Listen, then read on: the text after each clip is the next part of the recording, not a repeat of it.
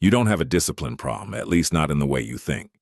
Because the weird part is, you already know what needs to be done. You know you should get up earlier. You know you should stop scrolling. You know you should make the call, start the project, have the difficult conversation, go to the gym, put the phone down. You know, that's what makes it frustrating. The information isn't missing, the action is. And if you've ever sat on the edge of your bed, staring at the floor while mentally negotiating with yourself, you know exactly what I'm talking about. 5 more minutes. Tomorrow. Next week. After things calm down. After I feel motivated. After I feel ready. The excuses change. The pattern doesn't. Most people think they're avoiding hard work. But that's not what's happening. They're avoiding discomfort. And those are two very different things. Because discomfort is strange. It doesn't arrive looking dangerous. It arrives looking inconvenient, awkward, embarrassing, unpleasant.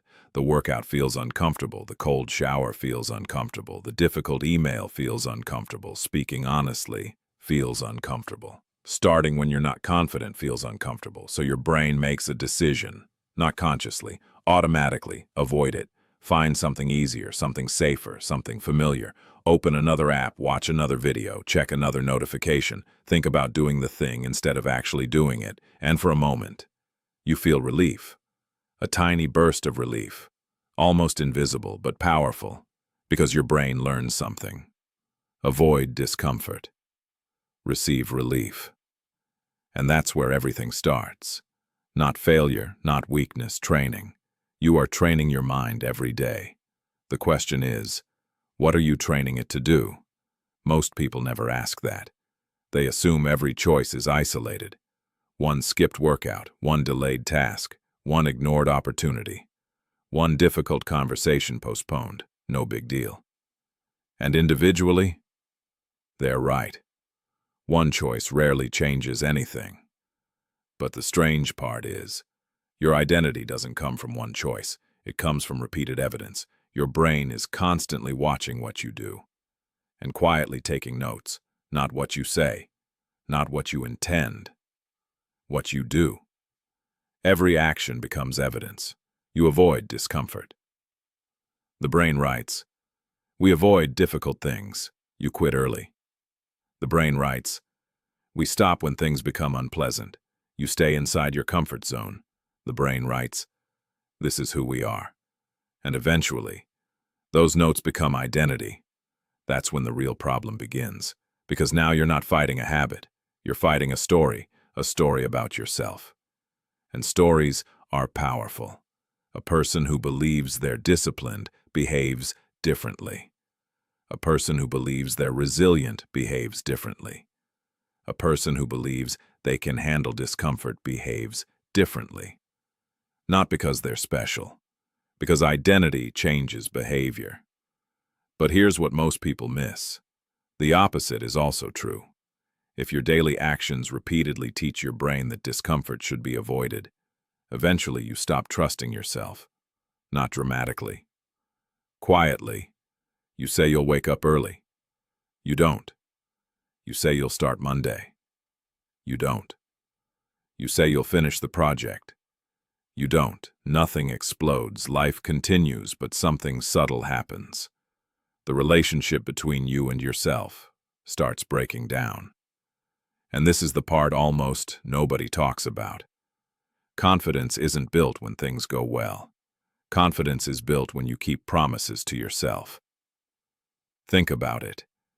If a friend broke their word to you every day for a year, would you trust them? Probably not. So why would your brain trust you? Every promise broken becomes evidence. Evidence that your words mean less than your feelings. Evidence that discomfort has veto power over your decisions. And eventually, you begin doubting yourself before you've even started. But here's what nobody realizes. The goal was never to become tougher. The goal was never to become fearless. The goal was never to enjoy suffering. That's the misunderstanding. Because the people who appear mentally strong aren't comfortable all the time.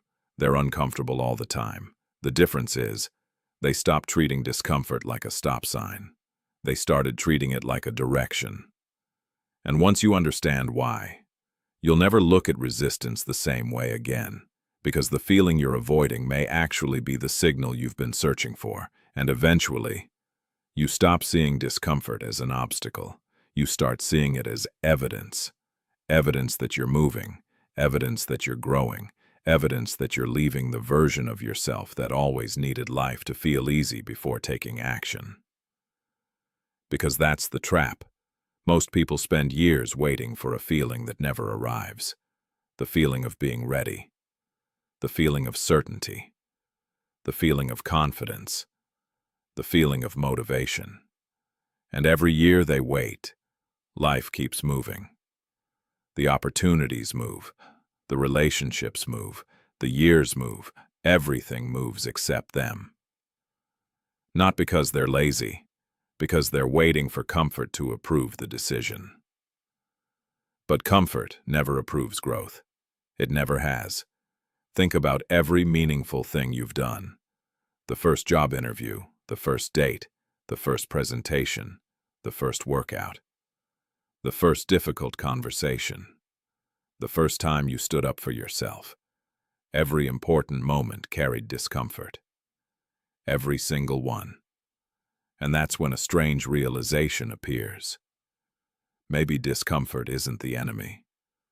Maybe discomfort has been the invitation all along, because the life you want exists on the other side of experiences that feel uncertain.